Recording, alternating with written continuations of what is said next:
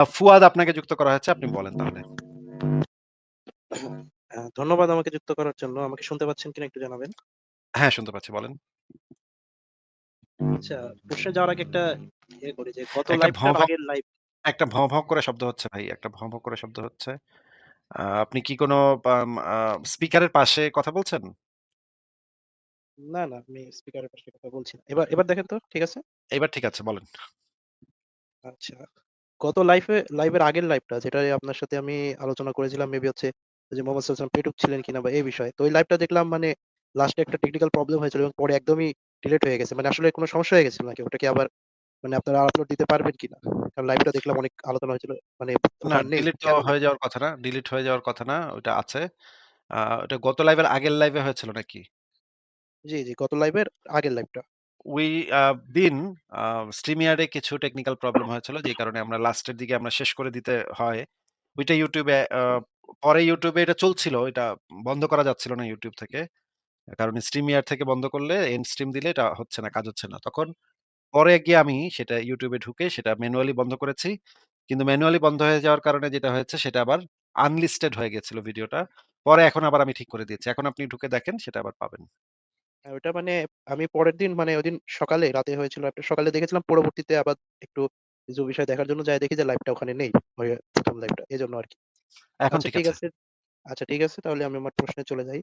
তো আপনার যে লেখাটা, এই লেখাটা ধারাবাহিকভাবে পড়ছিলাম। ওখানে মানে মোহাম্মদ সাল্লাল্লাহু আলাইহি ওয়াসাল্লাম কি সর্বশ্রেষ্ঠ মানুষ ছিলেন কিনা? ওখানে একটা ঘটনা আপনি করেছেন যে গুপ্ত হত্যা করা। কাব বিন আশরাফ, কাব ইবনে আশরাফ, আবু রাফি এবং আসমা বিনতে মারওয়ানের যে হত্যাকাণ্ড বিষয়টা। মানে উল্লেখ করেছেন যে এখানে মূল পয়েন্ট হিসেবে দেখিয়েছেন যে তারা মূলত রাসূল সাল্লাল্লাহু আলাইহি ওয়াসাল্লামকে মানে কটুক্তিকারী ছিল এই অপরাধেই তাদেরকে হত্যা করা হয়েছে নাকি? নাকি আরো কোনো কারণ ভ্যালিড রিজন আছে বলে আপনি দাবি করছেন? আর কোন রিজন ওইখানে ছিল না। মূল রিজনটাই ছিল এটা ইমাম ইবনে তাইমিয়া তার গ্রন্থে লিখেছে। আ ইমাম ইবনে তাইমিয়ার একটা বিখ্যাত গ্রন্থ আছে। আস-সারিমুল কি যেন নাম? নামটা আমি এই মুহূর্তে মনে করতে পারছি না। তার একটা বিখ্যাত গ্রন্থ যে মানে নবীকে কটুক্তিকারীর উপরে তরবারি, হ্যাঁ? উন্মুক্ত তরবারি। সেটার বাংলা অনুবাদ উন্মুক্ত তরবারি করা হয়েছে। সেই বইটার ভিতরে ইমাম ইবনে তাইমিয়া যে জিনিসটা লিখেছে যে এদেরকে হত্যা করার মূল কারণ ছিল নবী সম্পর্কে কটূক্তি করা। বাদবাকি কারণগুলা সেগুলা যদি তারা করত বা না করত তা দিয়ে তো আসলে তেমন কিছু যাইত আসতো না। কটূক্তি করার জন্যই তাদেরকে এই গুপ্ত হত্যাগুলা করা হয়েছে। এটা ইমাম ইবনে তাইমিয়ার বক্তব্য। জি, অবশ্যই। তবে আমার কাছে কিছু মানে পড়লাম যেমন ইবনে সাদের তাবাকাত আর আত-তাবারির হচ্ছে তাফসীর ও তারিখ গ্রন্থে মানে মূল কারণ দেখানো হচ্ছে যে তারা মূলত মানে রাসূল সাল্লাল্লাহু আলাইহি ওয়াসাল্লামের বিরুদ্ধে যুদ্ধের পরিকল্পনা করছিল জন্য তাদের মানে এই হত্যাকাণ্ডের ইয়েটা। এই বিষয়ে মানে না, আরো এটা একটু মানে এটা এটা হচ্ছে এটা মূল কারণ না। এটা যুদ্ধের পরিকল্পনা করলো কি করল না তাদের কিছুই যাইতে আসতো না। যদি কেউ কটূক্তি করে তাহলে তাকে জবাই করতে হবে। এটা ইসলামের একটা সুপ্রতিষ্ঠিত বিধান। ইমাম ইবনে তাইমিয়ার গ্রন্থটা আপনি চাইলে এই মুহূর্তে আপনাকে আমি খুলে বের করে দেখাতে পারি। উন্মুক্ত তরবারি। সেটার ভিতরে আ আমার কাছে আছে, বইটা আমার কাছে আছে। সেটার ভিতরে খুব পরিষ্কারভাবে বর্ণনা করা আছে যে একটা মহিলা আছে যে হচ্ছে গিয়ে মুহাম্মদের সাহাবী ছিল। একজন অন্ধ সাহাবীর একটা ক্রীতদাসী ছিল। সেই ক্রীতদাসী মুহাম্মদ সম্পর্কে কটূক্তি করত। তখন রাতের বেলা সেই অন্ধ সাহাবী তার ওই যে উম্মে ওয়ালাদ ক্রীতদাসীর পেটে ছুরি ঢুকিয়ে চাপ দিয়ে তাকে হত্যা করে ফেলে। সকালবেলা মুহাম্মদ যখন এসে জিজ্ঞেস করে তখন সে বলে যে, "এভাবে হত্যা করে ফেলছি।" এবং এটার জন্য তার বলে যে, "এটা ঠিকই আছে। এই রক্তের কোনো মূল্য নাই।" মুহাম্মদ এই হ্যাঁ, এই মন্তব্য হাদিস করে। তো হ্যাঁ। হ্যাঁ, এর আগেও দেখিয়েছেন। ওটা নিয়ে আমি আসলে একটু আলোচনা আলেমদের সাথে করার সুযোগ পাচ্ছি না। কয়েকদিন অসুস্থ তো বাড়ি যাচ্ছি। কালকে ওটা দেখব। হুম, তবে যেটাই সেই যে সেই হাদিসে অন্যান্য এই জিনিসটা ব্যাখ্যাতে আছে। সেই হাদিসে এটা আছে যে মুহাম্মদ সম্পর্কে সামান্যতম কটূক্তিও যদি কেউ করে, ইমাম মালিকের মতে মুহাম্মদের জামার একটা বুতাম ময়লা ছিল। এটাও যদি কেউ বলে, সেটা ভুলে বলে থাকুক, ভুলে বললেও তাকে মেরে ফেলতে হবে সাথে। তার কোনো বেঁচে থাকার কোনো অধিকার নাই। এটা কাফের বলুক বা মুসলিম বলুক, এটা দিয়ে কিছু যায় আসে না। তাকে যখনই মুসলমানরা ক্ষমতাশালী হবে তখন তাকে জবাই করতে হবে। এটাই ইসলামের একটা সুপ্রতিষ্ঠিত বিধান। কাব বিন আশরাফ, আবু রাফে, আসমা বিনতে মারওয়ান এদেরকে এই কারণেই জবাই করা হয়েছে। এই কারণেই হত্যা করা হয়েছে। এখানে আমি কাব বিন আশরাফ এবং আবু রাফের কথাটাই বলছি। কারণ আসমা বিনতে মারওয়ানের বিষয়টা দেখলাম ঐতিহাসিকভাবে মানে সনদ দুর্বল। অনেকে এটাকে বানোয়াট বলেছে। এজন্য উনার বিষয়ে বলছি না। কাব বিন আশরাফ হ্যাঁ, এবং সনদ সনদ রাফের দুর্বল বিষয়টা এই আর্গুমেন্ট আপনি আনতে পারেন যে এটার সনদ দুর্বল। কিন্তু সনদ দুর্বল হইলেও সনদ আছে এবং বহু জায়গা থেকে আছে। হুম? একজন মনে হয় করেছিলেন। নামটা ভুলে গেলাম। একজনের মানে ডকুমেন্টারিতে এটা পাওয়া গেছে মানে ওই আসমা বিনতে মারওয়ানের ঘটনা। আর কিন্তু হচ্ছে আসমা আর বিনতে ২ মারওয়ানের যে চেইনটা আছে, সেই চেইনটাকে যদি আপনি বাতিল করেন, সেই চেইনটা খুব সম্ভবত ওয়াকিদি, হ্যাঁ? এই চেইনটাকে যদি আপনি বাতিল করেন, তাহলে ইসলামের আরেকটা বিরাট সমস্যা হয়। সেই সমস্যাটা হচ্ছে যে বয়স্ক লোকের দুধ পান বিষয়ক যে জটিলতাটা ইসলামের ভিতরে আছে, যে ঝামেলাটা আছে, সেই বয়স্ক লোকের দুধ পান বিষয়ক যে হাদিসটা আছে যে মুহাম্মদ একটা মুচকি হাসি দিয়েছিল। মুহাম্মদ বয়স্ক লোককে দুধ পান করানোর কথা বলেছিল এবং এই বয়স্ক লোকের দুধ পানের যে হাদিসটা আছে সেই হাদিসে সাকলিং এর কথা মানে চুষে খাওয়ার কথা বলা আছে। মুয়াত্তা মালিকের ওই হাদিসটা যদি মুয়াত্তা মালিক থেকে যদি এই হাদিসটা আপনি দেখেন সেখানে আপনি দেখবেন চুষে খাওয়ার বর্ণনা আছে। এখন পরবর্তীতে ইসলামের আলেমরা বলতেছে যে চুষে খাওয়া মানে একটা মেয়ের বয়স্ক একজন পুরুষ আইসা একটা মেয়ের মানে স্তন থেকে চুষে দুধ খায়া মানে ইয়া হচ্ছে মাহরাম হচ্ছে, মাহরামে পরিণত হইতেছে। এই জিনিসটা নিয়ে পরবর্তীতে আলেমদের ভিতরে মতবিরোধ দেখা দিছে। তখন আলেমরা মত দিছে যে এটা চুষে খাইতে হবে না, এটা একটা গ্লাসে ঢেলে বা বোতলে ঢেলে খাইলে হবে। তখন এই যে গ্লাসে ঢেলে যে বা বোতলে ঢেলে যে খাইতে হবে, এই বক্তব্যটার একমাত্র চেইন হচ্ছে ওয়াকিদি। এছাড়া আর কোনো চেইন নাই। এই ক্ষেত্রে মুসলিমরা আবার ওয়াকিদিকে স্বীকার করতে বাধ্য। ওয়াকিদিকে স্বীকার না করলে এখন পর্যন্ত আপনারা যখন যদি একজন মহিলাকে যদি আপনি কি এই জিনিসটা জানেন যে বয়স্ক লোকের দুধ পান বিষয়ক হাদিস নিয়ে কি আছে ইসলামে? আ আরে ফুয়াদ সাহেব আপনি কি জানেন যে বয়স্ক লোকের দুধ পান বিষয়ে ইসলামে কি বলা আছে এটা কি আপনি জানেন? হ্যাঁ, হ্যাঁ, আপনার একটা ভিডিও দেখেছিলাম ওয়াকিতির রেফারেন্স থেকে মানে কিছু হাদিস আছে আমি দেখেছিলাম একবার। না, না এটা ওয়াকিদি রেফারেন্সের হাদিস না। এই হাদিসগুলা সহিহ। হ্যাঁ? হাদিসগুলা একদম সম্পূর্ণ সহিহ। কিন্তু এই যে মানে চুষে খাইতে হবে, মুয়াত্তা মালিকের হাদিস গ্রন্থে লেখা আছে চুষে খাওয়ার কথা।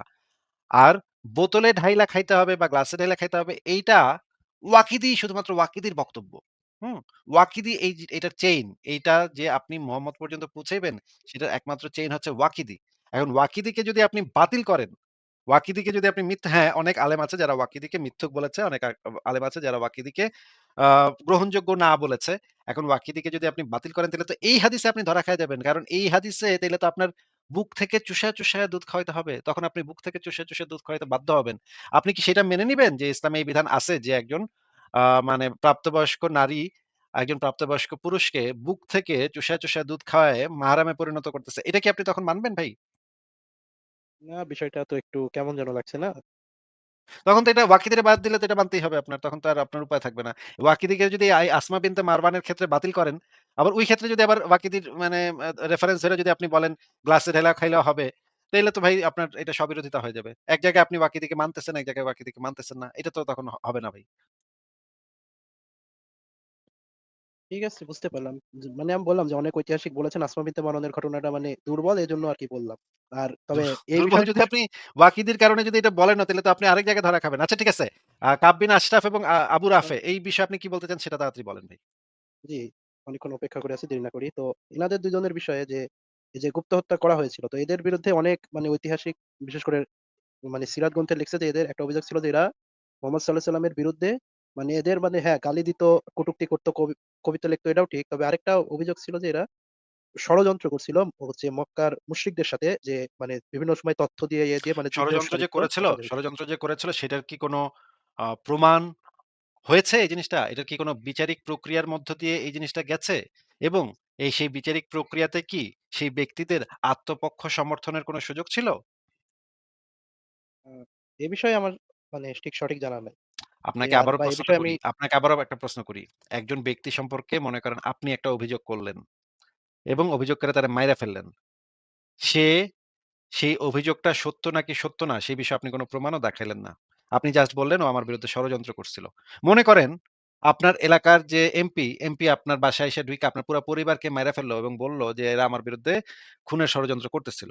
এখন তারা যে খুনের ষড়যন্ত্র করতেছিল এটা তো একটা প্রমাণ সাপেক্ষ ব্যাপার এবং এটা একটা বিচারিক প্রক্রিয়ার মধ্য দিয়ে যাইতে হবে এবং যাদের বিরুদ্ধে অভিযোগ করা হচ্ছে তাদের আত্মপক্ষ সমর্থনের সুযোগ থাকতে হবে। তাদের জন্য উকিল নিয়োগ করতে হবে যারা তাদের পক্ষ হয়ে সেই কোর্টে মামলা লড়বে যে তারা আসলে ষড়যন্ত্র করছে কি করে নাই সেটা সেই তাদের পক্ষ থেকে সেই উকিল সেই বিষয়ে কথা বলবে। এটা সারা পৃথিবীর বিচারিক প্রক্রিয়া। সেটা সেই গ্রিসের সময় থেকে এই বিচারিক প্রক্রিয়াতে বিচার হয়ে আসতেছে। প্রাচীন গ্রিসের যে মানে যখন আ ডেমোক্রেসি যদিও সেটা ডেমোক্রেসি না, তারপরে সো কল্ড ডেমোক্রেট সোসাইটি যখন সেখানে গঠিত হচ্ছিল, সেই সময় থেকে আজ পর্যন্ত এটা হচ্ছে একটা বিচারিক প্রক্রিয়া। যে একজন যার বিরুদ্ধে অভিযোগ, তার বিরুদ্ধে অভিযোগটা প্রমাণ দিতে হবে এবং যার বিরুদ্ধে অভিযোগ তার আত্মপক্ষ সমর্থনের সুযোগ থাকতে হবে। যদি তার আত্মপক্ষ সমর্থনের সুযোগ না থাকে, তাইলে তো যে কেউ যেকোনো সময়ে মনে করেন আজকে ইসরায়েল গাজাতে একটা গণহত্যা চালাইলো। সব মানুষকে মেরে ফেলল। মাইরা ফেইলা বলল যে, "ওরা সবাই মিলে আমার বিরুদ্ধে ষড়যন্ত্র করতাছিল। চক্রান্ত করতাছিল। আমাদেরকে মেরে ফেলার জন্য ওরা একটা গভীর ষড়যন্ত্রে লিপ্ত ছিল। হুম? এইজন্য আমরা ওদেরকে ঢুকায়া এক্কারে বোমা মাইরা সবরে মাইরা লাইছি।" এই দাবিটা যদি করে তখন কি আপনার কাছে সেটা একটা acceptable গণহত্যা হবে? বা পাকিস্তান আর্মি যখন বাংলাদেশে ২৫শে মার্চ রাতে যখন আক্রমণ করে, পাকিস্তান আর্মিও কিন্তু একই কথা বলেছিল যে, "ওরা ষড়যন্ত্র করতাছে। ওরা ভারতের সাথে মিল্লা আমাগো পাকিস্তানের বিরুদ্ধে ষড়যন্ত্র করতাছে।" হ্যাঁ? এই ষড়যন্ত্র কইরা এইজন্য ওগরে আমরা মারছি। হ্যাঁ? এইটা তো ভাই যেকোনো যেকোনো খুনি, যেকোনো ডাকাইত, যেকোনো মানে বদমাইশ লোকই ঠিক একই কাজ করবে। একটা খুনকে জাস্টিফাই করার জন্য এই ধরনের একটা কথা বলতে পারে। কিন্তু এই তাদের এই বক্তব্যটা সঠিক কিনা সেটা তো বিচারিক প্রক্রিয়ার উপরে নির্ভর করবে। এই গুপ্ত হত্যার ভিতরে তো যারা খুন হইছে তাদের তো আত্মপক্ষ সমর্থনের কোনো সুযোগই ছিল না। তারা তো জানতও না যে তাদেরকে খুন করা হবে। তাদেরকে যদি আত্মপক্ষ সমর্থনের সুযোগ না দেয়া হয়, তাহলে তো সেটা একটা স্রেফ গুপ্ত হত্যা, স্রেফ খুন এবং সেটা একটা বদমাইশি কাজ ভাই। এই জিনিসটা কি আপনি বুঝতে পারছেন না? জি, মানে যেটা বলতে চাচ্ছেন যে অবশ্যই এগুলা মানে একটা বিচারিক প্রক্রিয়ার মাধ্যমে হতে হবে। কিন্তু মনে আপ করেন আপনি আপনি আপনি যদি কারো আপনার বিরুদ্ধে যদি কারো কোনো অভিযোগ থাকে তাহলে তো সেটা একটা বিচারিক প্রক্রিয়ার ভিতর তার আগে আপনার বিরুদ্ধে অভিযোগটা আনতে হবে। অভিযোগের সপক্ষে প্রমাণ দিতে হবে। একটা নিরপেক্ষ বিচারকের কাছে সেই জিনিসটা আসতে হবে। তারপরে হচ্ছে গিয়ে এই জিনিসটা আপনার আপনার বিরুদ্ধে যে অভিযোগ মানে প্রমাণগুলো আছে সেগুলো উপস্থাপন করতে হবে। আপনিও তখন সেইগুলাকে খণ্ডন করবেন। খণ্ডনের পরে তারপরে যদি আপনার যদি কোনো শাস্তি হয় তখন আমরা বলতে পারব যে এইটা একটা বিচারিক প্রক্রিয়ার ভিতর দিয়ে গেছে। যদি বিচারিক প্রক্রিয়ার ভিতর দিয়ে না যায় তাহলে তো সেটা একটা মানে বিচার বহির্ভূত হত্যাকাণ্ড। বিচার বহির্ভূত হত্যাকাণ্ড তো কোনো অবস্থাতেই অ্যাকসেপ্টেবল হইতে পারে না। বিচার বহির্ভূত হত্যাকাণ্ড এটা কোন মানে এটা অ্যাকসেপ্টেবল যদি একটু বলতেন? যেটা বলছিলেন আমিও এই বিষয়ে মানে একটু ঘাটাঘাটি করে দেখলাম যে যেভাবে মানে আধুনিক ইয়ে অনুযায়ী যে আচ্ছা আদালত বাংলাদেশে যে র‍্যাব যখন কাউকে ধরে, ধইরা তারপর মেরে ফেলে। মাইরা গুলি করে মাইরা তারপরে তারা প্রেস বিজ্ঞপ্তি দেয়। আমরা সন্ত্রাসীকে ধরেছিলাম সেখান থেকে ধরার পরে তাকে নিয়ে আমরা অস্ত্র উদ্ধারে বের হলাম। বের হওয়ার পরে সেই সন্ত্রাসীর যে সঙ্গী সাথীরা লুকিয়ে থাকা সঙ্গী সাথীরা অতর্কিতভাবে আমাদের উপর গুলি চালায়। তখন আমরা আত্মরক্ষার স্বার্থে তাদের উপরে গুলি চালাই। গুলি চালিয়ে তাদেরকে আমরা ঘটনাস্থলে তা গো মা মানে গো মা গোলাগুলিতে ঘটনাস্থলে সেই শীর্ষ সন্ত্রাসী এবং তার সঙ্গী সাথীরা সবাই নিহত হয়। এই টাইপের যে একটা প্রেস রিলিজ র‍্যাব থেকে নিয়মিত দেয়া হয় বা দেয়া হইতো এই গত মানে বিএনপি আমল, আওয়ামী লীগ আমল পুরা সময় ভাই এই প্রেস রিলিজ পড়তে একই প্রেস রিলিজ পড়তে মুখস্থ হয়ে গেছে কাহিনী। সবসময় পড়তাম যে গোপন চক্রান্ত, গোপন ষড়যন্ত্র অপরাধীকে ধরা হইছে। তার কাছে গোপনে র‍্যাবের হাতে ধরা পড়ছে তারপরে নাকি তার লুঙ্গির ভিতরে নাকি বন্দুক ছিল ভাই। র‍্যাবের হাতে ধরা পড়ার পরেও নাকি লুঙ্গি থেকে সে বন্দুক বাইর করে তাদেরকে গুলি করছে। কি একটা অবস্থা, হ্যাঁ? ২ দিন সে র‍্যাবের হেফাজতে জেল হাজতে ছিল। তারপরে নাকি লুঙ্গির ভিতর থেকে নাকি সে বন্দুক বাইর করে তাদের উপর অতর্কিত আক্রমণ চালাইছে। তারপর নাকি বন্দুক উদ্ধার করতে যাইতে গিয়া নাকি সেখানে লুকিয়ে থাকা ওর সঙ্গী সাথীরাও এখানে এখনো বয়া রইছিল। মানে এগুলা যে র‍্যাবের একটা মানে ফাত্রামি এগুলা তো র‍্যাব যে এই ধরনের প্রেস রিলিজ দেয় কেন? সেগুলো তো ভাই আমরা সবাই বুঝি যে এরা বিচার বহির্ভূত হত্যাকাণ্ড চালায়।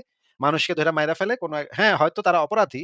হয়তো কেউ এদের ভিতরে যাদেরকে মেরে ফেলে তাদের ভিতরে অনেকেই হয়তো অপরাধী সেই বিষয়টা আমরা জানি না। কিন্তু র‍্যাবের তো এই এখতিয়ার নাই তাদেরকে মেরে ফেলার। এইটা তো সিদ্ধান্ত নিবে কোর্ট। আদালত সিদ্ধান্ত দিবে তার বিপক্ষে কি যুক্তি প্রমাণ আছে সেগুলোর সাপেক্ষে আদালত সেটা সিদ্ধান্ত দিবে তাদেরকে কি শাস্তি দিতে হবে। র‍্যাবের তো এই এখতিয়ার নাই তাদেরকে মেরে ফেলার। র‍্যাব যেটা করে যে এই ধরনের একটা গল্প ফাইদা একটা প্রেস রিলিজ দিয়ে তাদেরকে মেরে ফেলে। মেরে ফেলে তারপর একটা মানে পত্রিকাতে এই জিনিসটা ছাপায় দেয় যে লুকিয়ে থাকা সঙ্গী সাথীরা বন্দুকযুদ্ধে তারা নিহত হয়েছে। এই সমস্ত ধুনফুন তো ভাই মানুষ বুঝে ভাই। আপনারা যদি এখন এই সমস্ত ধুনফুন মানে মনে করেন এই র‍্যাবের এই ধুনফুন এগুলা দিয়ে এখনকার মানুষকে বুঝাইবেন, এটা তো হবে না ভাই। এই যে মোহাম্মদ বলছে এরা ষড়যন্ত্র করতেছিল আমারে মাইরা ফেলাইতো, আমারে সবাইরে মাইরা ফেলানোর ষড়যন্ত্র করতেছিল। ভাই ষড়যন্ত্র যে করতেছিল সেটার সপক্ষে কি প্রমাণ তোমাদের কাছে ছিল? তোমার কাছে তো কোনো প্রমাণ নেই। তারপরে তো সেটাকে একটা বিচারিক প্রক্রিয়ার ভিতরে আনতে হবে। তাকে যদি সে এটা করে থাকে তাহলে তাকে গ্রেফতার করতে হবে। গ্রেফতার করে একটা নিরপেক্ষ বিচারকের কাছে তার আত্মপক্ষ সমর্থনের সুযোগ দিয়ে তাকে বিচার প্রক্রিয়া চালাইতে হবে। তখন যদি সেই বিচার প্রক্রিয়াতে যদি সে দোষী সাব্যস্ত হয়, তার বিরুদ্ধে অপরাধ প্রমাণিত হয়, তখন তাকে কোনো একটা শাস্তি প্রদান করা যেতে পারে। তখন আর আমরা এইভাবে আ মানে সমালোচনা করার আমাদের স্কোপটা থাকতো না। কিন্তু এটা তো ভাই গুপ্ত হত্যা করছে এটা নিয়ে আপনি আবার জাস্টিফাই করতেছেন। এটা ভাই কেমন কথা? আপনার কি ভাই লজ্জা শরম নাই নাকি? না আসলে আমি যেটা মানে ভাবছিলাম মানে যেভাবে যে এরকম গুপ্ত হত্যা কিন্তু অনেকেই হয়েছে। প্রত্যেকটা মানে অনেক রাষ্ট্রে যেমন আরে আপনার অনেক থেকে হয়ে থাকলে সেগুলো খারাপ হইছে। গুপ্ত হত্যা হইলে খারাপ হবে ভাই। গুপ্ত হত্যা তো আচ্ছা কোনো অবস্থাতেই অ্যাকসেপ্টেবল না। অনেকে তাহলে হইছে, আমি অনেকে তো ঘুষ খাইতেছে। তাইলে কি ঘুষ কি আছে নাকি? এখন আপনার বিরুদ্ধে যদি এখন ধর্ষণের মামলা হয়, আপনি যদি আদালতে গিয়ে বলেন যে, "ভাই অনেকেই তো ধর্ষণ করেছে। অনেকেই বা আমেরিকাতেও ধর্ষণ হয় ভাই।" তাইলে কি আদালত আপনারে ছেড়ে দিবে ভাই? আচ্ছা আমি জাস্ট একটা এক্সাম্পল দিতে পারি। তাহলে আপনি মানে আপনার আরে ভাই মতামত জানতে এই চাচ্ছি একটু। পয়েন্টের উত্তর দেন। আপনি যে বললেন অনেকেই তো অনেক দেশে তো গুপ্ত হত্যা হয়েছে। এই যে এটা যে আপনি আনলেন, এই জাস্টিফিকেশন দেওয়ার চেষ্টা করলেন। অনেক দেশে গুপ্ত হত্যা হয়েছে, অনেক দেশে গুপ্ত হত্যা করে। এইজন্য আমার নবী করলে, আমার নবী করছে। এইটা তো কোনো জাস্টিফিকেশন হইতে পারে না। অনেক দেশে তো রেপ হয়। এখন যদি আপনাকে আপনার বিরুদ্ধে যদি একটা রেপের মামলা দায়ের করা হয় আদালতে, আপনি কি আদালতে গিয়ে এই আর্গুমেন্ট দিতে পারবেন? যে ভাই অনেক দেশেই তো রেপ হয়, আমেরিকাতেও রেপ হয়, জার্মানিতেও রেপ হয় ভাই। এই আর্গুমেন্ট দিলে কি তখন জজ সাহেব আপনাকে এই সিদ্ধান্ত দিবে যে, "ও ফুয়াদ সাহেব ভালো কথা তো তুমি বিরাট যুক্তি দিছো তো।" মারাত্মক যুক্তি। অনেক দেশে রেপ হয়। সুতরাং ফুয়াদ তো রেপ করে কোনো খারাপ কাজ করে নাই। অনেক দেশেই তো রেপ হয়। আপনাকে কি পৃথিবীর কোনো কোর্ট কি এই সিদ্ধান্ত দিবে যে অনেক দেশে যেহেতু রেপ হয়, অনেক দেশেই যেহেতু অনেক মানুষ রেপ করে সেহেতু ফুয়াদ কোনো খারাপ কিছু করে নাই। এটা সিদ্ধান্ত দিবে? নাকি কোর্ট বলবে অনেক দেশে যদি হয়ে থাকে সেটা খারাপ হয়, তুই যে করছস তুইও খারাপ করছস। এটা বলবে। হ্যাঁ, অবশ্যই বলবে এটাই যে, যে দেশে হোক মানে সবাই খারাপ যেটাই হয়। তবে মানে আমি তাহলে যে আপনি বিষয় এই আর্গুমেন্ট আপনার কাছে কেন মনে হইল যে এই জাস্টিফিকেশন দেয়া যায় যে অনেক দেশে মানে গুপ্ত হত্যা হয়, অনেক দেশে গুপ্ত হত্যা চালায়। এই আর্গুমেন্ট এই জাস্টিফিকেশন যে দেয়া যায়, এটা আপনার মাথায় কিভাবে আসলো? এটা আপনার কে মানে এই না ধরনের ভাই এগুলো তো আম উদ্ভট কথাবার্তা ভাই। ভাই আসলে আমি যে মানে যে কারণে বলতেছি যে, আমি দেখলাম যে অনেক রাষ্ট্রে মানে আইনগতভাবে এটা বৈধতা দেওয়া হচ্ছে। আমি একটা এক্সাম্পল দেই। যেমন আপনার ওসামা বিন লাদেনকে আইনগতভাবে যেভাবে মারা হয়েছিল, তখন তো আইনগতভাবে যুক্তরাষ্ট্র বলছিল যে এটা আইনগতভাবে মানে নেসেসারি ছিল। হ্যাঁ, বলেন। আইনগতভাবে বৈধতা দেয়া আছে সেটা একটু দেখান তো আমাদেরকে। আমরা যেটা জানি যে তাদের বিরুদ্ধে যখন আ কোন একটা জঙ্গি সংগঠন হিসেবে চিহ্নিত করার জন্য অনেক ডকুমেন্টস লাগে। আমেরিকাতে বা ইউরোপে যদি কোন একটা সংগঠনকে জঙ্গি হিসেবে চিহ্নিত করতে হয়, তাহলে কোর্টের মাধ্যমে করতে হয় এবং সেটার সপক্ষে অনেক দলিল প্রমাণ লাগে। অনেকগুলা এভিডেন্স তাদেরকে জমা দিতে হয়। জমা দেওয়ার পরে তারা কোর্ট থেকে বা সংসদ থেকে সিদ্ধান্ত নেওয়া হয় যে এই সংগঠনটাকে এখন থেকে আমরা মানে জার্মানি রাষ্ট্র হিসেবে মনে করেন আপনি একটা সংগঠন করলেন আজকে। ফুয়াদ বিন আ কুদ্দুস নামক একটা সংগঠন করলেন, হ্যাঁ? এই সংগঠন বাংলাদেশে আপনি সংগঠন চালাইতেছেন। এই সংগঠনকে জার্মানি জঙ্গি সংগঠন হিসেবে চিহ্নিত করবে না। কারণ আপনাদের বিরুদ্ধে সেরকম কোনো অভিযোগ জার্মানির কাছে নাই। আপনার সংগঠনকে যদি জঙ্গি সংগঠন হিসেবে চিহ্নিত করতে হয়, তাহলে আমি যদি চাই যে আপনার সংগঠনটা একটা জঙ্গি সংগঠন হিসেবে চিহ্নিত হোক, তাহলে আপনার সংগঠনের বিরুদ্ধে অজস্র প্রমাণাদি জার্মান সরকারকে প্রোভাইড করতে হবে। সংসদে বিল উত্থাপন করতে হবে, বারবার বিল উত্থাপন করতে হবে, প্রমাণাদি দিতে হবে। ওই সংসদের লোকেরা বসে বলবে, এই যুক্তি তো মানা যাবে না, এই প্রমাণ তো ভ্যালিড না। নানা তর্ক বিতর্কের পরে অনেক কিছু দেখানোর পরে তারপর যদি মানে জার্মানির পার্লামেন্ট থেকে এবং কোর্ট থেকে যদি জঙ্গি সংগঠন হিসেবে চিহ্নিত করা হয়, সেটা তো একটা দীর্ঘ প্রক্রিয়ার বিষয়।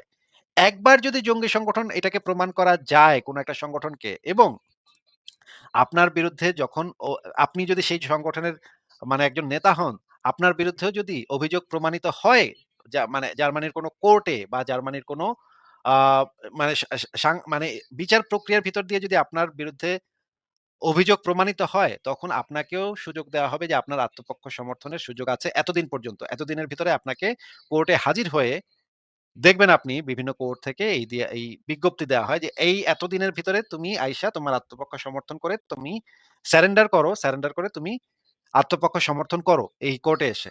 আপনি যদি সেই সময়সীমার ভিতরে নিজে কোর্টে এসে আত্মপক্ষ সমর্থন না করেন বা আ আত্মসমর্পণ না করেন, আপনি যদি এভিডেন্স না দেখান, তখন কোর্ট থেকে হুলিয়া জারি করা হবে যে আপনার বিরুদ্ধে তখন গ্রেফতারি পরোয়ানা বা আপনাকে দেখামাত্র গুলি, এই ধরনের কিছু নির্দেশনা কোর্ট থেকে তখন জারি করা হবে। যখন দেখা যাবে যে আপনি পুরা মানুষের জন্য ক্ষতিকর কোনো মানুষকে খুন করে ফেলবেন বা আপনার দ্বারা বিরাট ক্ষয়ক্ষতি হবে, তখন কোর্ট থেকে এই সিদ্ধান্ত দেয়া হয়। অনেক এভিডেন্স এর উপর ভিত্তি করে অনেকগুলা বাই প্রক্রিয়া পার হওয়ার পরে ওসামা বিন লাদেন এবং মানে আল কায়দা এদের বিরুদ্ধে লক্ষ প্রমাণ, এমনকি ওসামা বিন লাদেনের নিজস্ব বক্তব্যই আছে যে সে টুইন টাওয়ারে হামলা করছে। এটা মানে প্রমাণের কোনো কিছু বাকি নাই। যে ওসামা বিন লাদেন খুব গর্ব করে এই জিনিসটা বলছে এবং আমেরিকান সরকার থেকে বারবার তালেবান সরকারের কাছে অনুরোধ করা হয়েছে যে তোমরা ওসামা বিন লাদেনকে আমাদের কাছে হস্তান্তর করো। তাহলে একটা বিচারিক প্রক্রিয়ার মধ্য দিয়ে তাকে আমরা তার করব। সে যে টুইন টাওয়ারে হামলা করছে সে এবং আরো অনেকগুলা জঙ্গি হামলা করছে, সেগুলোর বিরুদ্ধে আমরা বিচারিক প্রক্রিয়া চালাবো। কিন্তু তালেবান সরকার কখনোই সবসময় বলছে যে, "না, কখনোই ওসামা বিন লাদেনকে ফেরত দেওয়া হবে না।"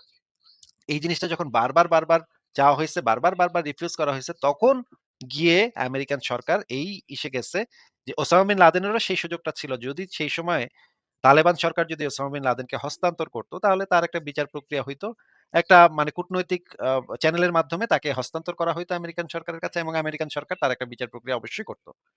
কিন্তু সেইটা তো সেই অবস্থা তো রাখে নাই। তখন তালেবানদের বিরুদ্ধে যুদ্ধ করে যখন আমেরিকান স ইয়ারা যখন ওসামা বিন লাদেনকে পাইছে, ততদিনে তো সেই মানে ডেট পার হয়ে গেছে ভাই। তখন তো তখন তো মেরেই ফেলবে। তখন তো আর কোন নাই। যদি সে আগে সেই জিনিসটা করত, তাহলে তো সে সেই তার বিচার প্রক্রিয়ার ভিতর দিয়ে সে যাইতে পারত। সে আত্মপক্ষ সমর্থনের সুযোগ পেত। আর আত্মপক্ষ সমর্থন তো সে করবেও না ওসামা বিন লাদেন। সে তো সরাসরি বইলেই দিছে, এই কুফরি, এই তাগুতি আইনের কাছে সে কখনো মাথা নত করবে না। এই আমেরিকান কোর্ট বা ইউরোপিয়ান কোর্ট বা জাতিসংঘের কোর্টের কাছে সে কখনো মাথাই নত করবে না। সে কখনো যাবেও না। মানে এগুলা সে মানেই না। সে শুধুমাত্র আল্লাহর আদালত মানে, আল্লাহর বিচার মানে। তাহলে তো সে অলরেডি আ যা করার সে নিজেই করে দিছে। এখানে তো আর কিছু বলার নাই ভাই। আমরা একদম পরিষ্কার ভাবে বৈধভাবে তাকে হত্যা করা হয়েছে। এখানে কোনো অবৈধতার কিচ্ছু নাই।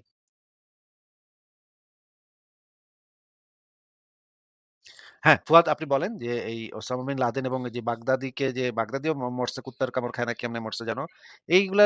এদের মৃত্যুর ভিতরে তো কোনো অবৈধ কোনো ঘটনা ঘটে নাই তো। আচ্ছা, আমি যেটা বলছি যে, বলছেন যে বিচার কার্যের মধ্য দিয়ে যেতে হবে বা এরকম কিছু। আচ্ছা, আমি জাস্ট একটা এক্সাম্পল। আমার এক্সাম্পলটা ভুল হলে আপনি বুঝাই দিয়েন। যে বাংলাদেশের মুক্তিযুদ্ধের সময় যে বিভিন্ন রাজাকারকে টার্গেটেড কিলিং করা হইছে মুক্তিফৌজের দ্বারা। তাহলে এটা কি ভাই অবৈধ ছিল? আপনার কাছে কি মনে এটা হয়? যুদ্ধের নীতি ভিন্ন। যুদ্ধ যখন একদম মানে সম্মুখ সমরে যখন থাকবে তখন যখন অস্ত্রসহ থাকবে তখন অস্ত্র দ্বারা যখন আপনাকে খুন করে ফেলতে পারে, আপনাকে মেরে ফেলতে পারে তখন আপনার সেই অধিকার থাকবে আপনার নিজেকে প্রোটেকশন এর।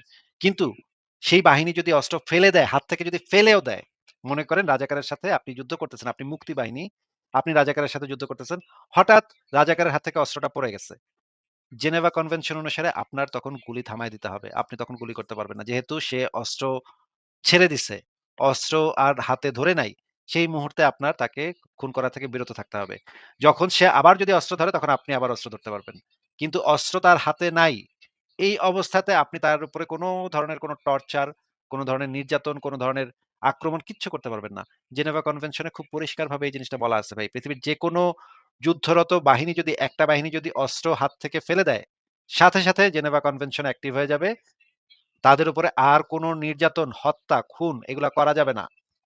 যদি তাদের বিরুদ্ধে কোনো অভিযোগ থাকে, একটা আন্তর্জাতিক বিচার প্রক্রিয়ার ভিতর দিয়ে তাদেরকে সেই বিচারিক কার্যক্রমের ভিতর দিয়ে তাদেরকে বিচার করতে হবে। কিন্তু তাদেরকে কোনোভাবেই হত্যা করা যাবে না, কোনোভাবে নির্যাতন করা যাবে না, কোনোভাবে দাস হিসেবে ব্যবহার করা যাবে না, তাদেরকে শ্রমিক হিসেবে কাজে লাগানো যাবে না। এগুলা কিচ্ছু করতে পারবেন না ভাই। আপনি কি ভাই জানেন না এগুলা? এগুলা কখনো পড়েন নাই? হ্যাঁ, পড়েছি টুকটাক। কত মানে জেনেভা কনভেনশন তাহলে নিয়ে ওরকম এই বিস্তারিত জিনিস পড়া আছে। জানেন না যে একটা যুদ্ধরত ২ টা বাহিনীর ভিতরে একটা বাহিনী যদি অস্ত্র সমর্পণ করে, অস্ত্র হাত থেকে ফেলে দেয়, সাথে জেনেভা কনভেনশন অ্যাক্টিভ হয়। সাথে তাদের কিছু অধিকার প্রতিষ্ঠিত হয়ে যায়। তাদের বেঁচে থাকার অধিকার প্রতিষ্ঠিত হয়ে যায়। যতক্ষণ হ্যাঁ, পর্যন্ত তার হাতে অস্ত্র আছে, ততক্ষণ পর্যন্ত তার বেঁচে থাকার সেই অধিকারটা থাকবে না। আপনি আপনার নিজের প্রোটেকশন এর জন্য তাকে আপনি মানে গুলি করতে পারবেন। আপনার সেই রাইট তখন মানে প্রতিষ্ঠিত হয়ে যাবে। তার হাতে যখন অস্ত্র, মনে করেন আপনাকে কেউ আপনি আপনার পরিবার নিয়ে ঘুরতে যাচ্ছেন, আপনাকে কেউ ছুরি দিয়ে আপনাকে দৌড়ে আসতেছে মারতে। আপনার সেই রাইট প্রতিষ্ঠিত হয়ে যাবে। আইনগত অধিকার আপনার চলে আসবে যে আপনি তাকে মানে মেরে ফেলবেন। তার হাতে যতক্ষণ ছুরি আছে। কিন্তু সে ছুরি ফেলে দিছে। ছুরি ফেলে আপনার দিকে তাকায় আছে। এই মুহূর্তে আপনি আর তাকে হত্যা করতে পারবেন না। কিন্তু যদি এরকমের আপনার থাকে, মানে আশঙ্কা থাকে যে সে হয়তো তার পেটে হয়তো একটা বোমা আছে। সে হয়তো এই বোমটাতে সে তার হাতে কোনো অস্ত্র নাই কিন্তু তার পেটে একটা বোমা আছে। সেই বোমাটাতে চাপ দিলে আমি আমার পরিবার শুদ্ধ উইরা যাবো। এই রকমের ক্ষেত্রে, এই ধরনের ক্ষেত্রে আপনার আবার প্রতিষ্ঠিত হয়ে যাবে আপনার মানে গুলি করার রাইট প্রতিষ্ঠিত হয়ে যাবে। যেটা আপনি যদি মনে করেন নিউ ইয়র্ক এয়ারপোর্টে নামছেন। আপনার পেটে বোমা। হ্যাঁ? আপনি চাপ দিলে পুরা এয়ারপোর্ট উইড়া যাবে। এই রকমের যদি তাদের কাছে এই তথ্য থাকে যে আপনার হাতে কোনো অস্ত্র নাই কিন্তু আপনার পেটে বোমা নিয়ে আপনি আসছেন। তখন সিকিউরিটি ফোর্সের এই অধিকার প্রতিষ্ঠিত হয়ে যাবে আপনার মাথায় একদম কপালের মাঝখানে ঠাস করে গুলি মাইরা আপনাকে সাথে মেরে ফেলা। কারণ আপনার যদি সামান্যতম চেতনাও থাকে আপনি সেই সুইচে চাপ দিয়ে ফেলতে পারেন এবং পুরা এয়ারপোর্টটাতে উড়ে যেতে পারে। এই কারণে তখন সাথে আপনাকে টার্মিনেট করা সেই অধিকার তখন প্রতিষ্ঠিত হয়ে যায়। আপনি কি এই জিনিসগুলা ভাই জানেন না? হ্যাঁ, জানি। অত বিস্তারিত জানি না। আমি মানে ওই রাষ্ট্রবিজ্ঞান বা ওভাবে ওগুলো নিয়ে পড়িনি সায়েন্স স্টুডেন্ট। মানে টুকটাক যেগুলা আমাদের সমাজবিজ্ঞান বই-টই পড়ছি, কম বেশি জানি হ্যাঁ, যে একটা যুদ্ধকালীন সময় একটা মানে শত্রুপক্ষের কেউ যদি অস্ত্র ফেলে দিয়ে সারেন্ডার করে তখন তাকে গুলি করা এটা বৈধ নয় আন্তর্জাতিকভাবে। এই যে পাকিস্তান বাহিনী যে মানে ১৬ই ডিসেম্বর যে সিগনেচার করল, আমরা আত্মসমর্পণ করছি।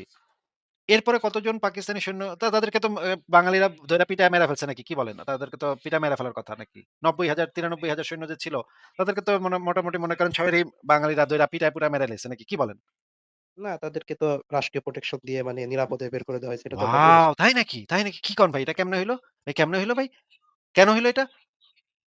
এটা হয়তো বৈধ নয় তাই আমিও আমাদের স্যারের কাছে শুনছি ও, যে আসলে অনেক লোক ও, যুক্ত ও, ও, মানে ওই যে যেই সিগনেচারটা করবে এবং যেই অস্ত্রটা ফেলে দিবে, সাথে তারা কি এমন পাইলো যে তাদেরকে আর কেউ মারল না? বলেন তো ভাই? আইনে আছে যে তাদেরকে নিরাপত্তা দিতে হবে। এটা আইন যে অস্ত্র ফেলে দিলে তাদের ও! বিরুদ্ধে আর অস্ত্র ও ধরা যাবে মানে না। হচ্ছে আপনি বলতে চাচ্ছেন মানে বাঙালিরা এই কাজটা করছে, দেখায় দিছে যে এই আইনটা তারা ফলো করছে যে যেহেতু পাকিস্তানি আর্মি সৈন্য ফেলে দিছে, সৈন্যরা অস্ত্রটা সারেন্ডার করছে, অস্ত্র জমা দিছে। এখন আর তাদের গায়ে হাত দেওয়ার কোনো উপায় নাই। নাকি ভাই? হ্যাঁ, অবশ্যই।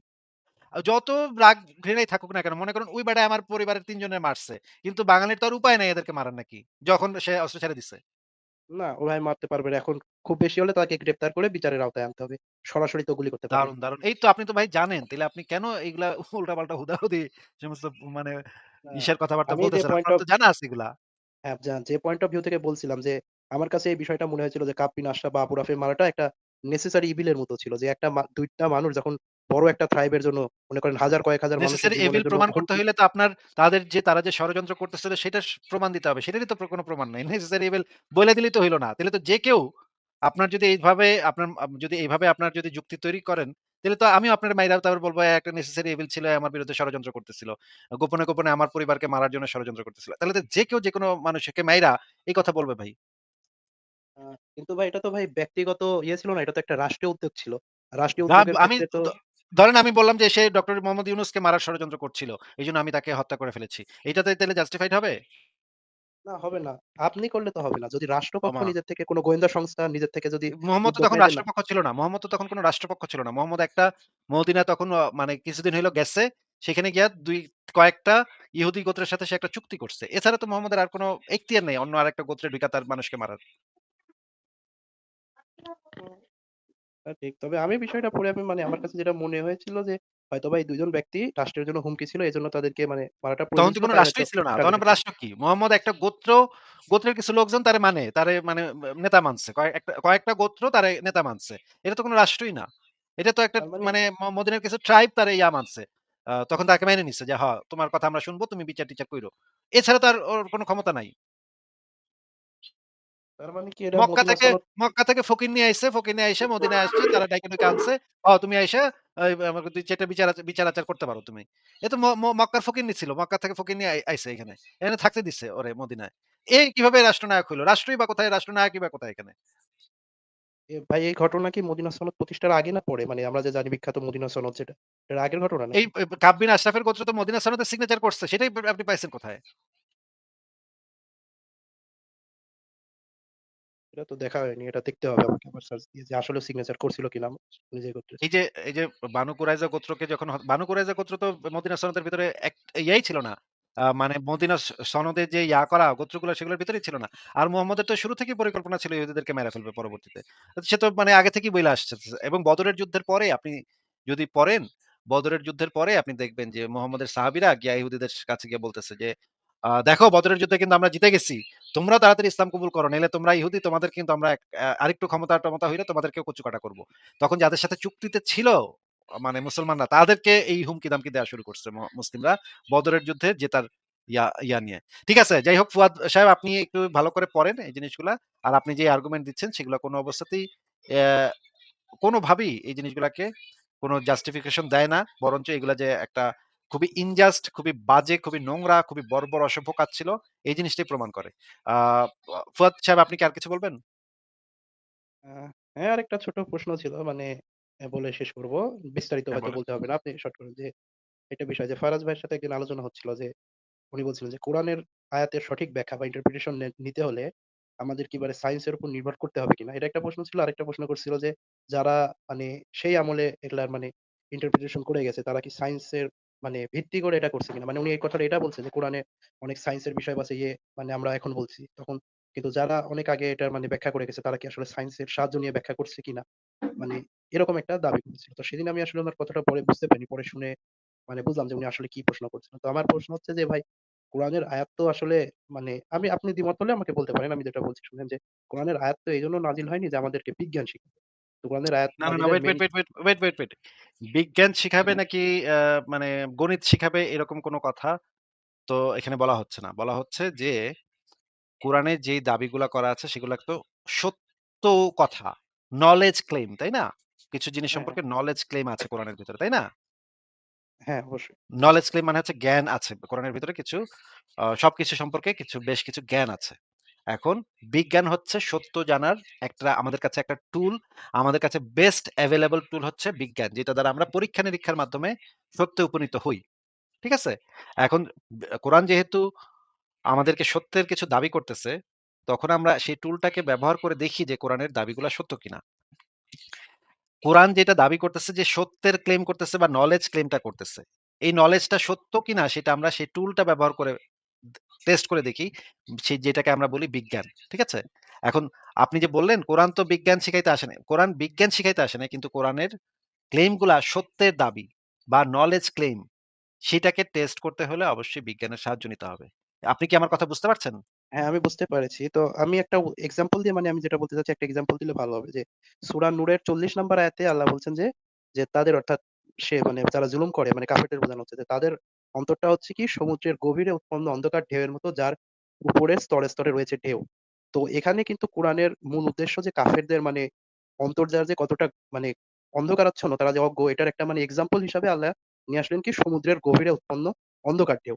এখন এট আধুনিক এই এই বিজ্ঞান জিনিস এসে এই জিনিস ভাই মানে ওডিসিয়াস, ওডিসি, ওডিসির ভিতরে আপনি এরকম হাজার, হাজার জিনিস পাইবেন। আপনি ভাই যে সারা জিন্দেগিতে তো কোরআন ছাড়া আর কোন বই পড়েন নাই তো, হ্যাঁ? আপনারা তো কোরআন ছাড়া তো আর কোন বই তো জিন্দেগিতে নামও শুনেন নাই।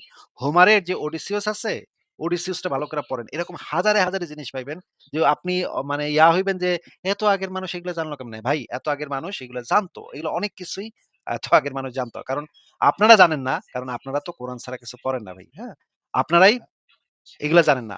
গ্রিসের লোকেরা বহু আগে থেকে উপবৃত্তাকার মুহাম্মদের বাপের জন্মের আগে থেকে উপবৃত্তাকার পথে যে পৃথিবী ঘুরে সেটা পৃথিবী যে সূর্যের চারিদিকে উপবৃত্তাকার পথে ঘুরে সেটা মুহাম্মদের বাপের জন্মের বহু আগে বইলা গেছে। হাইপেশিয়া নামক একজন মহিলা হ্যাঁ, আমি এই বিষয়ে জ্যোতির্বিজ্ঞানী। আপনার সাথে একমত। হ্যাঁ, আমি হ্যাঁ? এই উদাহরণটা আনছিলাম। কিন্তু ভাই একইভাবে আমি যেটা হাইপেশিয়ার জীবনে দেখছি যে, অনেক ক্ষেত্রে হয়েছে কি এরা জানতো ঠিক আছে কিন্তু এটা তো মানে ইন্টারন্যাশনালি অনেক সময় এস্টাবলিশ করতে পারে নাই। তাদের গোত্রের কারণে তাদের মেরে ফেলা হইছে তাদের গবেষণায় যেমন যে সূর্য যে পৃথিবীর চারপাশে ঘুরে আমরা কিন্তু এখনো জানি যে এটার মানে ক্রেডিট দেওয়া হয় কিন্তু গ্যালিলিওকে। কিন্তু এখন এসে আমরা বলি যে হ্যাঁ, হাইপেশিয়া বা আগের কিছু লোক হাইপেশিয়া না জানতো। কিন্তু মেইন অ্যারিস্টাকার্স ক্রেডিট তো এটা বহু আগে বইলা গ্যালিলিওকে গেছে। দেয়। হ্যাঁ, কিন্তু মানে তাদের ইয়েটা ওইভাবে মানে ইন্টারন্যাশনাল তো এস্টাবলিশ না। হয়তো নির্দিষ্ট কিছু লোক জানতো। মানে গোটা বিশ্বের লোক তো আর জানে যায়নি যে তাদের এই আবিষ্কারটা মানে হইছে আর মানে ভাই মানে ভাই যেটা বলতে চাচ্ছি আমি আপনাকে যেটা বোঝাতে চাচ্ছি যে মনে করেন এই যে মানে কোরআন এবং হাদিসে যেই কনসেপ্ট এর কথা বলা আছে। যেমন ধরেন একটা বাম আ আ হাদিসে কুদসি এবং বুখারী মুসলিমের যেটা আছে যে সূর্য রাতের বেলা আল্লাহর আরশের নিচে গিয়া ইবাদত বন্দেগী করে এবং উদিত হওয়ার জন্য আল্লাহর কাছ থেকে অনুমতি প্রার্থনা করে। যখন তাকে অনুমতি দেওয়া হয় তখন সে আবার উদিত হয়। একদিন তাকে অনুমতি দেওয়া হবে না। সেদিন সূর্য পশ্চিম দিক থেকে উদিত হবে। এইটা হাদিসে কুদসি থেকে অনেকগুলা হাদিস গ্রন্থে আছে। এখন এই হাদিসটা যদি আপনি ভালোভাবে এনালাইসিস করেন এবং ইমাম ইবনে উসাইমিন সরি ইমাম মা কি বলে উনার নাম? উসাইমিন যে হচ্ছে কি গত শতাব্দীর আ সবচাইতে বড় ইসলামিক সালেহ আল স্কলার সামি, সালেহ আল হোসাইমিন, শাহেখ হ্যাঁ। সালেহ আল মুসলমান। সালেহ আল হোসাইমিন এই হাদিস এবং কোরআনের আয়াতগুলা থেকে এই সিদ্ধান্তে উপনীত হইছে যে সূর্য ঘোরে না, না পৃথিবী ঘোরে না, সূর্য ঘোরে। ঠিক আছে? সে তার ফতোয়া গ্রন্থে এই জিনিসটা খুব পরিষ্কারভাবে বলছে যে কোরআন এবং হাদিস থেকে এই সিদ্ধান্তেই শুধুমাত্র আসা যায় যে পৃথিবী ঘোরে না, পৃথিবী স্থির, সূর্য ঘোরে। সূর্য পৃথিবীর চারিদিকে ঘোরে। এখন আপনি যদি এই কোরআন এবং হাদিসে যে ক্লেইমটা আছে এটা তো একটা সত্যের দাবি, তাই না? এটা তো একটা বাস্তব জগতে যে ঘটনা গুলা ঘটতেছে সেগুলা সম্পর্কে এক ধরনের দাবি যে সূর্য রাতের বেলা আল্লাহর আরশের নিচে গিয়ে ইবাদত বন্দেগী করে। এটা তো সূর্য সম্পর্কে একটা জ্ঞান, একটা নলেজ এর ক্লেইম। তখন আমরা তো আমাদের বিজ্ঞানের জ্ঞান দ্বারা এই জিনিসটাকে অবশ্যই টেস্ট করে দেখব যে এই দাবিটা সত্য কিনা। যদি আমরা দেখি এই দাবিটা ভুল তখন তো আমরা অবশ্যই বলব যে এইটা এখানে ভুল বক্তব্য আছে। তখন যদি আপনি বলেন, "না, না, না, না, না, না, না, না, কোরআন তো বিজ্ঞানের বই না। কোরআন তো বিজ্ঞান শিখাতে আসে নাই।" না, আমরা কেউ বলিও নাই কোরআন বিজ্ঞান শিখাতে আসছে। আমরা বলেছি কোরআনের যে ক্লেইমটা আছে, যে দাবিটা আছে, সেইটা আমাদের যুক্তি, তথ্য, প্রমাণের উপর ভিত্তি করে আমরা যে বিজ্ঞানের যে জ্ঞান আছে, সেই জ্ঞান দ্বারা টেস্ট করলে দেখতে পাই যে এটা সম্পূর্ণ একটা গাঁজাখুরি, অশিক্ষিত মানুষের কথা এবং মূর্খ মানুষের কথা। এবং আমরা এটা বুঝি যে মোহাম্মদ সেই সময়ে যতটুকু তার ওই মানে ভেড়া চড়ায় যতটুকু তার জ্ঞান বুদ্ধি হইছে সেখান থেকে সেই কথাটা বলছে। এটা আমরা খুব পরিষ্কারভাবে এখান থেকে এই সিদ্ধান্তে আসতে পারি। বলেন এবার। হ্যাঁ, বুঝতে পারছি। তবে আমি যেটা বলতে চাচ্ছি বুঝাতে পেরেছি কিনা যে হ্যাঁ, কোরআনের বিষয় এখন অনেক আধুনিক যুগে এসে অনেকে বিজ্ঞান দিয়ে ব্যাখ্যা করছে। কিন্তু কোরআনের মেইন উদ্দেশ্য তো মানুষকে বিজ্ঞান শিখানো না। কিন্তু অনেক সময় ইনডাইরেক্টলি বিজ্ঞান বিজ্ঞানের আবারও সাথে বলতেছি, সামঞ্জস্য পাওয়া যায়। আবারও বলতেছি বিজ্ঞান হচ্ছে একটা টুল, যে টুলটা দিয়ে আমি সত্য জানতে পারি। ঠিক আছে? আ আমার মনে হচ্ছে আপনি এই জিনিসটা নিয়ে একটু চিন্তা করেন। আমি কি কথাটা বললাম সেটা নিয়ে আরেকটু ভাবেন। তারপরে আরেকদিন এসেন। ঠিক আছে ফুয়াদ ভাই, আজকে তাহলে আপনাকে বিদায় জানাই। হ্যাঁ? হ্যাঁ, আচ্ছা ভাই, ধন্যবাদ অনেকক্ষণ কথা বলার জন্য। আর দেখছি যে আপনার মানে যে সংশয়.com এর ভিডিওতে আমার সাথে অনেক আলোচনাই দেখলাম যে ভিডিও আকারে মানে আপনার এখান থেকে মানে লাইভ থেকে কেটে প্রকাশ করা হয় না? অনেকগুলো আসছে। তো মনে হচ্ছে যে আপনার সাথে আলোচনা হয়তো গুরুত্বপূর্ণ টপিক নিয়ে আলোচনা করছি। কারোর মতো হ্যাঁ ভাই, ঠিক আছে। আপনি মানে আবারও আসবেন অযথাই আরকি। অবশ্যই। আলোচনা করতে চাইলে হ্যাঁ, অবশ্যই আসবেন। সামনে ভদ্রভাবে আলোচনা করলে, ভালোভাবে আলোচনা করলে অবশ্যই আমাদের লাইভের দরজা সবসময় খোলা থাকবে। অবশ্যই আপনি কি আমার থেকে অভদ্রতা পেয়েছেন কখনো? আমি তো সর্বোচ্চ না, মানে না, ভদ্রতা না, না। চেষ্টা করি আরকি। এখন ঠিক আছে ভাই, মানুষ ভালো মাত্রই তো থাকেন। ভুলের ঊর্ধ্বে না। আচ্ছা ঠিক আছে ভাই, ধন্যবাদ। কথা বলে ভালো লাগলো। ঠিক আছে, তাহলে বিদায় জানাচ্ছি আপনাকে। আশা করি ভালো থাকেন। ভালো থাকবেন। তাহলে আজকে আমরা লাইভটা